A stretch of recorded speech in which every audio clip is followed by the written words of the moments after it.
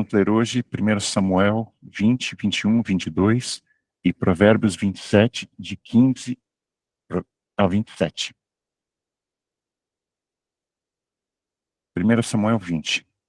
Então Davi fugiu de Naiote em Ramá, foi falar com Jonatas e perguntou: o que foi que eu fiz?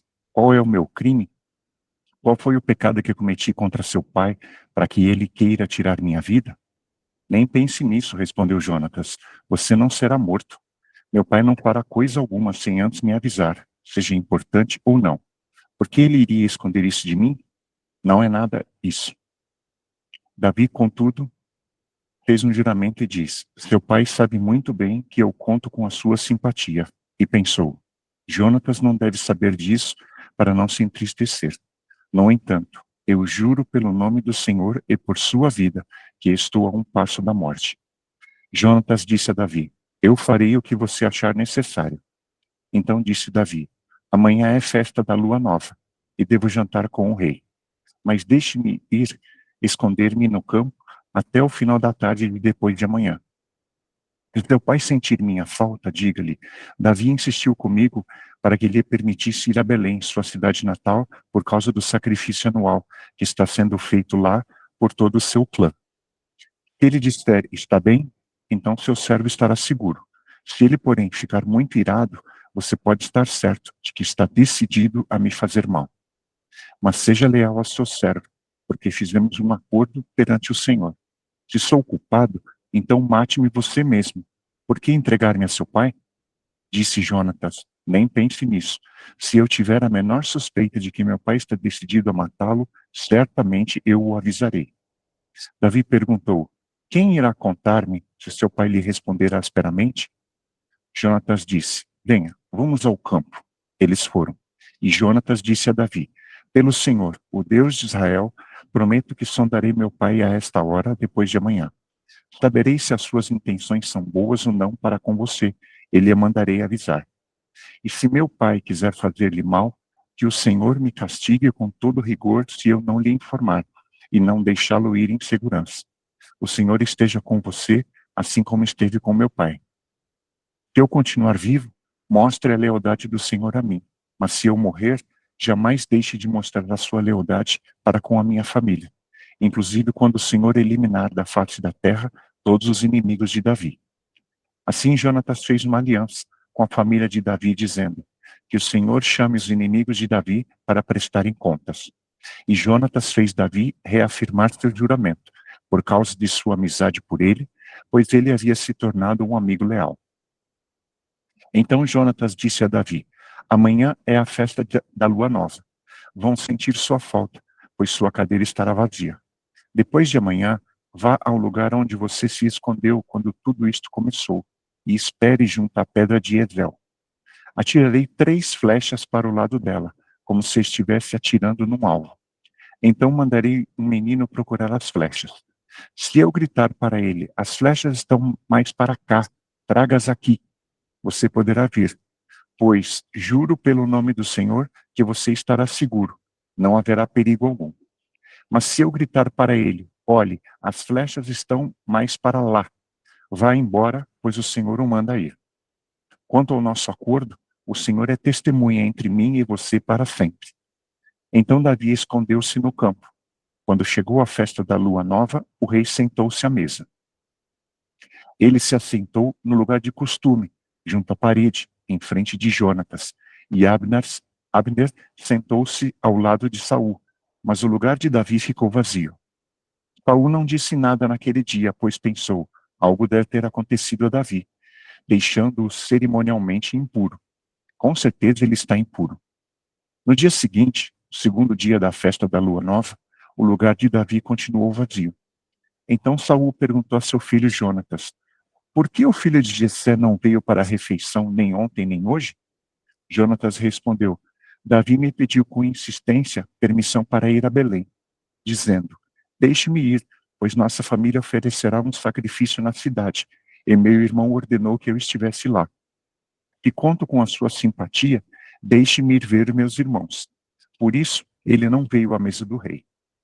A ira do rei se acendeu contra Jonatas, e ele lhe disse: filho de uma mulher perversa e rebelde, será que eu não sei que você tem apoiado o filho de Jessé para sua própria vergonha e para a vergonha daquela que o deu à luz? Enquanto o filho de Jessé viver, nem você, nem seu reino serão estabelecidos. Agora mande chamá-lo e traga-o a mim, pois ele deve morrer. Jonatas perguntou a seu pai: por que ele deve morrer? O que ele fez? Então Saul atirou sua lança contra Jonatas para matá-lo. E assim Jonatas percebeu que seu pai estava decidido a matar Davi. Jonatas levantou-se da mesa muito irado. Naquele segundo dia da festa da lua nova, ele não comeu, pois estava triste, porque seu pai havia humilhado a Davi. Pela manhã, Jonatas saiu ao campo para encontrar Davi. Levava consigo um menino. Ele disse: corra e ache as flechas que eu atirar. O menino correu e Jonatas atirou uma flecha para além dele. Quando o menino chegou ao lugar onde a flecha havia caído, Jonatas gritou: a flecha não está mais para lá? Vamos, rápido, não pare. O menino apanhou a flecha e voltou, sem saber de nada, pois somente Jonatas e Davi sabiam do que tinham combinado. Então Jonatas deu suas armas ao menino e disse: vá, leve-as de volta à cidade. Depois que o menino se foi, Davi saiu do lado sul da pedra e inclinou-se 3 vezes perante Jonatas, com o rosto no chão. Então despediram-se, beijando um ao outro e chorando. Davi chorou ainda mais do que Jonatas. E ele disse a Davi: desculpe, vá em paz, pois temos jurado um ao outro em nome do Senhor, dizendo: o Senhor para sempre é testemunha entre nós e entre os nossos descendentes. Então Davi partiu e Jonatas voltou à cidade. 1 Samuel 21. Davi foi falar com o sacerdote Aimeleque, em Nobis. Aimeleque tremia quando se encontrou com ele e perguntou: por que você está sozinho? Ninguém veio com você?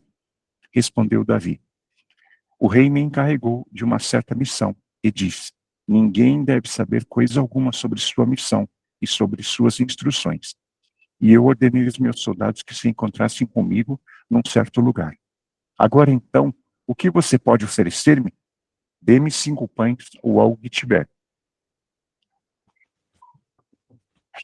O sacerdote, contudo, respondeu a Davi: não tenho pão comum, somente pão consagrado. Se os soldados não tiveram relações com mulheres recentemente, podem comê-lo. Davi respondeu: certamente que não, conforme o nosso costume, sempre que saio em campanha. Não tocamos em mulher. Esses homens mantêm o corpo puro, mesmo em missões comuns, quanto mais hoje. Então, o sacerdote lhe deu os pães consagrados, visto que não havia outro além do pão da presença, que era retirado de diante do Senhor e substituído por pão quente no dia em que era tirado. Aconteceu que um dos servos de Saul estava ali naquele dia, cumprindo seus deveres diante do Senhor. Era o edomita Doeg, chefe dos pastores de Saul. Davi perguntou a Aimeleque: você tem uma lança ou uma espada aqui? Não trouxe minha espada nem qualquer outra arma, pois o rei exigiu urgência. O sacerdote respondeu: a espada de Golias, o filisteu que você matou no vale de Elá, está enrolada num pano atrás do colete sacerdotal. Se quiser, pegue-a. Não há nenhuma outra espada. Davi diz: não há outra melhor. Dê-me essa espada. Naquele dia, Davi fugiu de Saul e foi procurar Aquis, rei de Gate.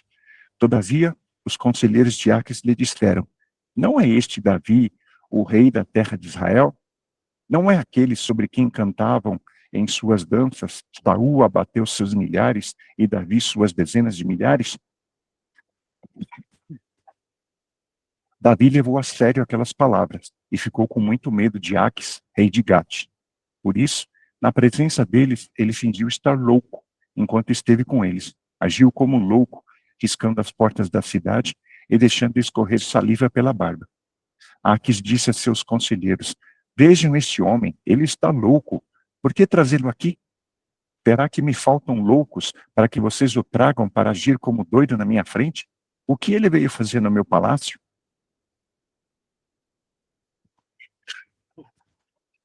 1 Samuel 22. Davi fugiu da cidade de Gate e foi para a caverna de Adulão. Quando seus irmãos e a família de seu pai souberam disso, foram até lá para encontrá-lo. Também juntaram-se a ele todos os que estavam em dificuldades, os endividados e os descontentes, e ele se tornou o líder deles. Havia cerca de 400 homens com ele. De lá, Davi foi para Mispá, em Moabe, e disse ao rei de Moabe: posso deixar meu pai e minha mãe virem para cá e ficarem contigo, até que eu saiba o que Deus fará comigo? E assim, ele os deixou com o rei de Moabe, e lá eles ficaram enquanto Davi permaneceu na fortaleza. Contudo, o profeta Gade disse a Davi: não fique na fortaleza, vá para Judá. Então Davi foi para a floresta de Herete. Saul ficou sabendo que Davi e seus homens tinham sido descobertos. Saul estava sentado com a lança na mão, debaixo da tamargueira, na colina de Gibeá, com todos os seus oficiais ao redor. E ele lhes disse: ouçam, homens de Benjamim, será que o filho de Jessé lhes dará a todos vocês terras e vinhas? Será que ele os fará todos comandantes de 1000 e comandantes de 100? É por isso que todos vocês têm conspirado contra mim? Ninguém me informa quando meu filho faz acordo com o filho de Jessé. Nenhum de vocês se preocupa comigo, nem me avisa que meu filho incitou meu servo a ficar à minha espreita, como ele hoje faz. Entretanto, Doeg, o edomita, que estava com os oficiais de Saul, disse: vi o filho de Jessé chegar em Nob e encontrar-se com Aimeleque, filho de Aitube. Aimeleque consultou o Senhor em favor dele. Também lhe deu provisões e a espada de Golias, o filisteu.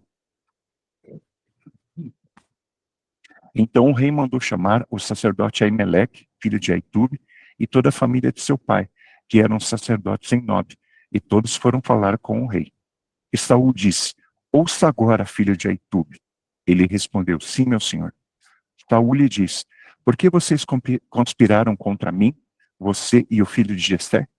Por que você lhe deu comida e espada e consultou a Deus em favor dele, para que se rebelasse contra mim e me armasse cilada como ele está fazendo?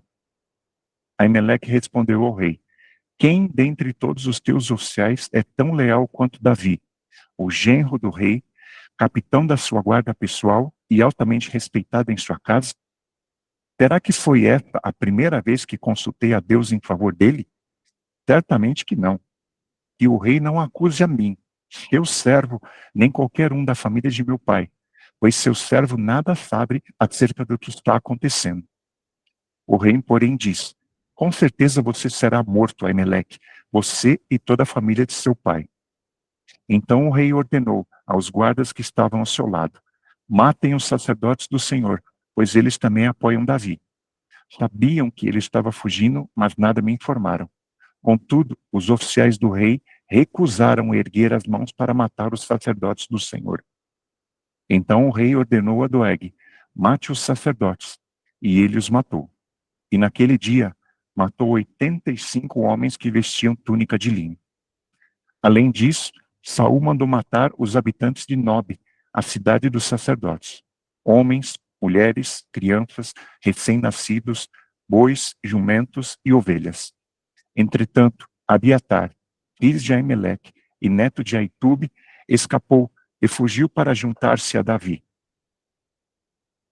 E contou a Davi que Saul havia matado os sacerdotes do Senhor. Então Davi disse a Abiatar: naquele dia, quando o edomita Doeg estava ali, eu sabia que ele não deixaria de informar a Saul. Sou responsável pela morte de toda a família de seu pai. Fique comigo, não tenha medo. O homem que está atrás da sua vida também está atrás da minha, mas você estará salvo comigo. Agora vamos para Provérbios 27. A partir do versículo 15. A esposa briguenta é como o gotejar constante num dia chuvoso. Detê-la é como deter o vento, como apanhar óleo com a mão. Assim como o ferro afia o ferro, o homem afia o seu companheiro. Quem cuida de uma figueira comerá de seu fruto, e quem trata bem o seu senhor receberá tratamento de honra. Assim como a água reflete o rosto, o coração reflete quem somos nós.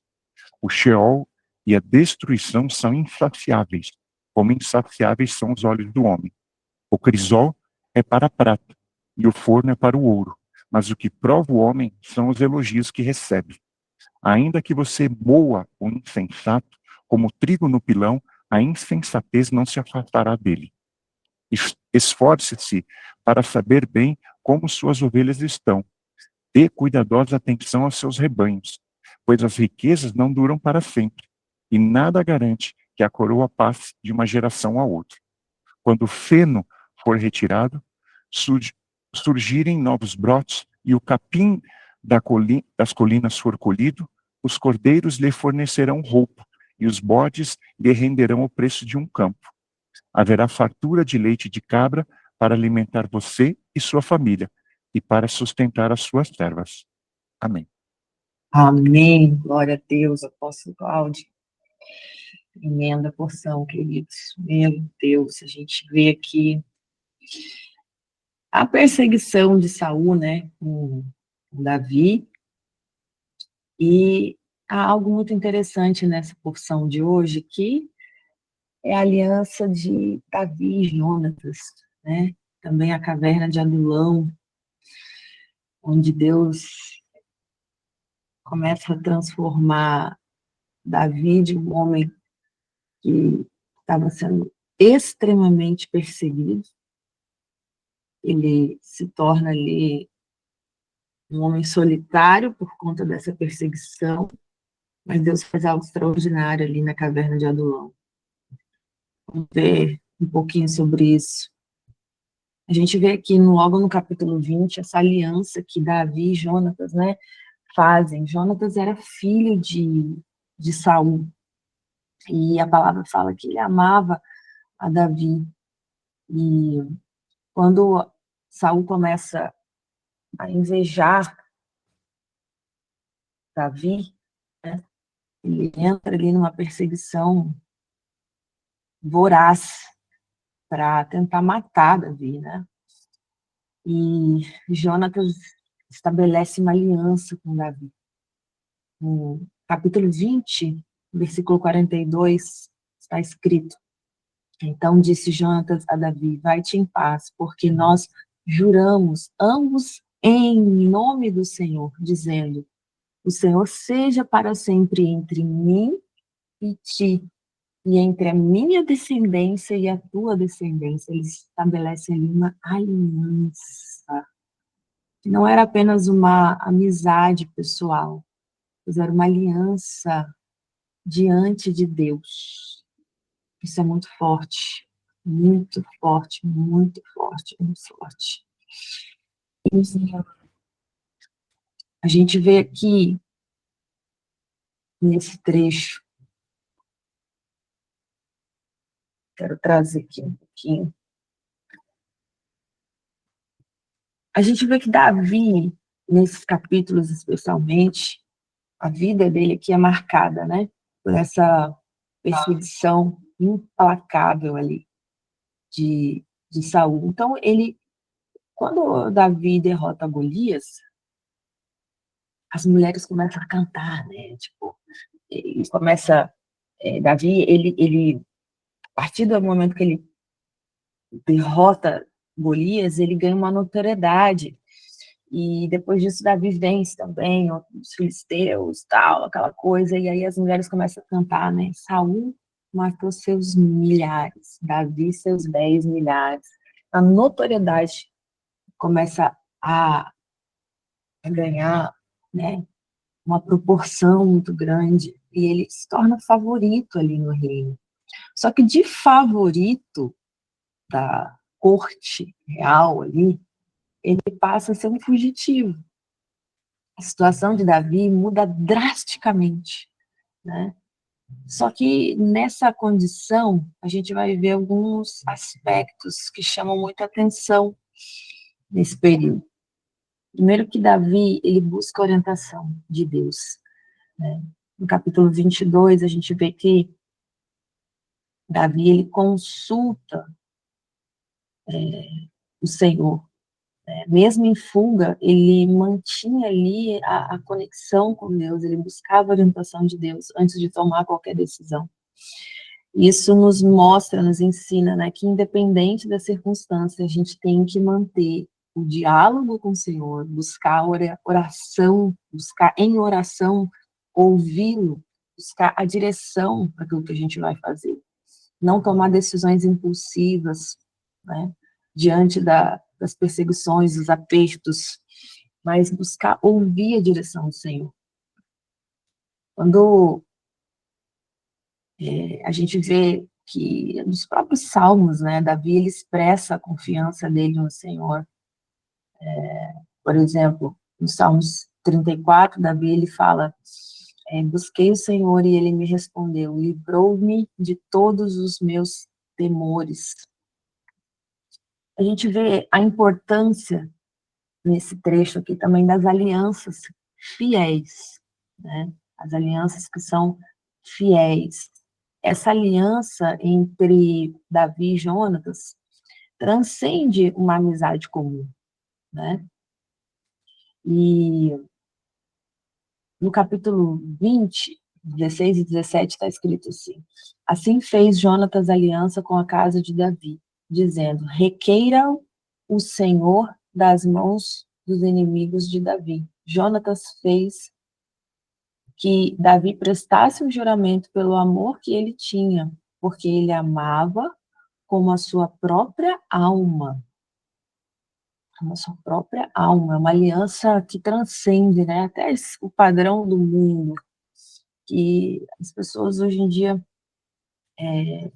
são facilmente corrompíveis, influenciáveis, não entendem, né, a verdadeira força da aliança, a beleza da aliança, como um princípio estabelecido mesmo por Deus, né? Então, hoje em dia, tudo é muito descartável, tudo muito descartável. Então, esse compromisso que Davi e Jonatas tinham era um compromisso incondicional, ao ponto de Jonatas arriscar sua própria vida e arriscar a posição que ele tinha, né? Porque ele era filho do rei, até a posição que ele tinha ali, ele arrisca para proteger Davi. Qual que era a base da aliança de Jonatas com Davi? Era feita em nome do Senhor. Essa era a base, tinha uma base espiritual. Era uma aliança com uma base espiritual em nome do Senhor. Essa era a base da aliança entre eles. E essa aliança, ela transcendia a vida deles e tinha uma extensão das suas futuras gerações, de ambos. Eles estendem essa aliança ali das suas gerações. A gente vê que, enquanto todos os conselheiros de Davi se curvavam diante da paranoia dele ali em perseguir Saul, Jonatas, ele permaneceu fiel na sua aliança com Davi, né? Aimeleque, ele demonstra fidelidade ao ajudar Davi, mesmo sem conhecer todos os detalhes da situação, né? Ele só se baseou na reputação ali de Davi como o quê? Qual que era a reputação de Davi? Era o fiel servo do rei. Davi, ele era fiel servo do rei. E essa fidelidade ali, né, que ele tinha ali, né, como a sua reputação, Aimeleque vai e declara fidelidade ali a Davi, né? Então, qual que foi a gente vê que essa aliança, né, mostra que muitas vezes uma aliança ela tem um custo elevado, ela tem um preço. A fidelidade da aliança ela pode custar caro. Jonatas, ele arrisca a sua herança ao trono, ele arrisca até a sua relação com o pai dele, né? A gente vê que os sacerdotes de Nob, eles pagaram com sua vida. Então, isso aqui nos ensina que as verdadeiras alianças, elas vão frequentemente exigir algum sacrifício. Algum sacrifício. A verdadeira aliança, ela requer sacrifício. E a gente vê que em toda essa perseguição ali que Davi estava vivendo, né, Deus, ele manda sempre a provisão. Entenda uma coisa, Deus, ele sempre manda a sua provisão aos seus ungidos. Ele sempre manda. Davi era ungido, Davi era separado do Senhor. E a gente vê que quando ele estava faminto, no capítulo 21, Deus vai enviar um pão sagrado para ele. Quando ele estava desarmado, Deus foi lá e enviou a espada de Golias para ele. No versículo 9, capítulo 21. Ele não tinha para onde ir, Deus dá o refúgio para ele na caverna de Adulão. E Deus deu o que para ele quando ele estava sozinho? Ele deu seguidores leais. Ele colocou do lado de Davi pessoas que eram leais. Pessoas que tinham ali princípio, né, da aliança em seus corações. Pessoas leais, fiéis. Apesar de toda a perseguição, apesar de tudo aquilo que Saul disseminava contra Davi, apesar de todas as palavras que ele lançava contra Davi, Deus colocou pessoas leais do lado dele. A gente vê que Deus sempre dava um escape, né? Capítulo 20, Jonatas vai e avisa Davi. Depois, quando Davi está em Gate, ele finge loucura, né? Para escapar ali da situação. Depois, com a chegada de Abiatar, que traz o éfode, né? Para ele consultar o Senhor. Então, olha que interessante. Davi, no período de perseguição dele, aquilo ali não foi só sobrevivência.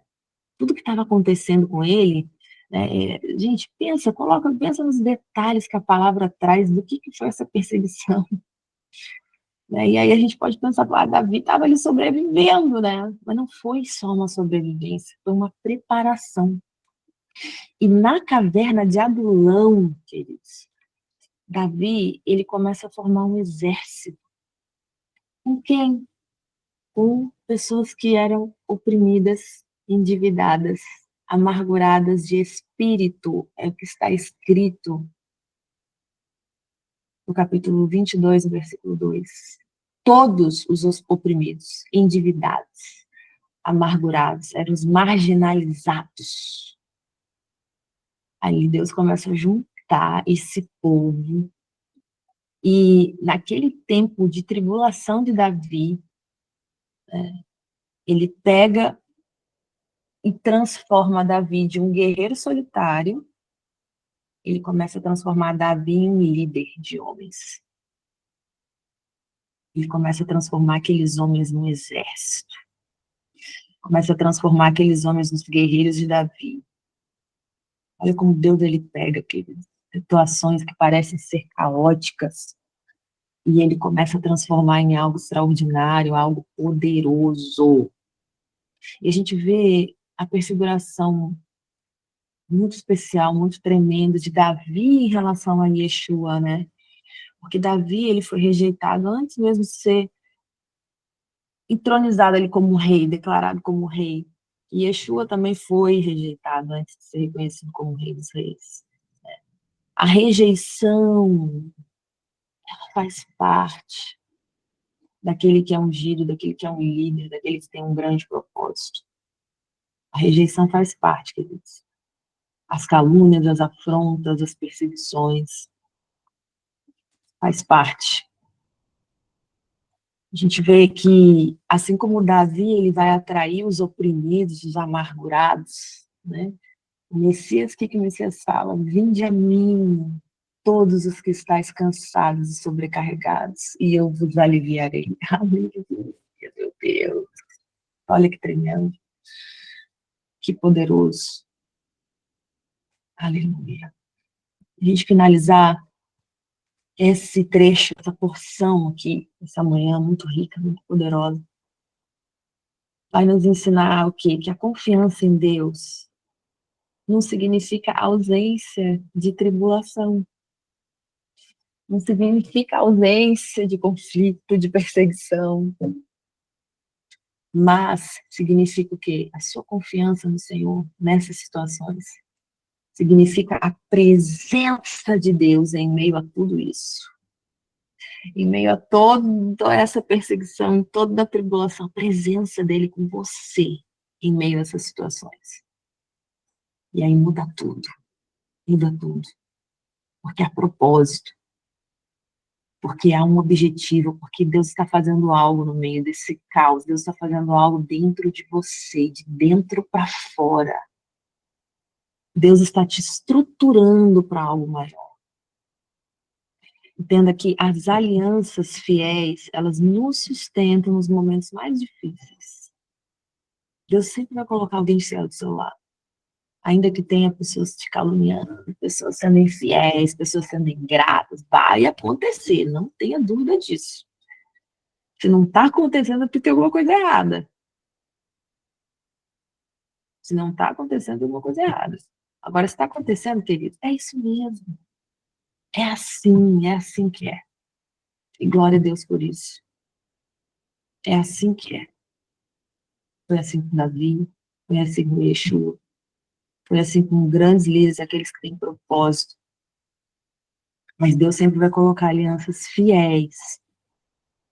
Sempre vai colocar alianças fiéis ao nosso lado. Aqueles que têm uma aliança verdadeira. E é uma aliança que é sacrificial, tá? Toda aliança é sacrificial. Toda aliança vai demandar algo, requer algo de ambos. Então, a proteção de Deus sobre os seus ungidos não é para um conforto pessoal, mas é para o cumprimento do seu propósito. Ele é fiel. Acima de qualquer pessoa, ele é fiel para cumprir o propósito dele, aquilo que está estabelecido. E ele não nos deixa desamparados. Ele é fiel para cumprir tudo aquilo que ele liberou sobre as nossas vidas. Então, a gente é chamado nessa manhã, mais uma vez, a ampliar a nossa confiança no Senhor. Mesmo quando a gente não entende os caminhos. A gente é chamado nessa manhã a sermos fiéis às nossas alianças, mesmo quando isso é custoso. Olha o exemplo de Davi e Jonatas. Aliança é um princípio do reino, queridos. Aliança é um princípio do reino. Sejamos fiéis às nossas alianças. Que a gente possa entender que a proteção do Senhor sobre nós, o cuidado dele sobre nós, vai nos levar a viver e a cumprir os propósitos que ele tem estabelecido sobre as nossas vidas que impactam o seu reino. Amém? Que Deus te fortaleça nessa manhã, em nome de Yeshua HaMashiach.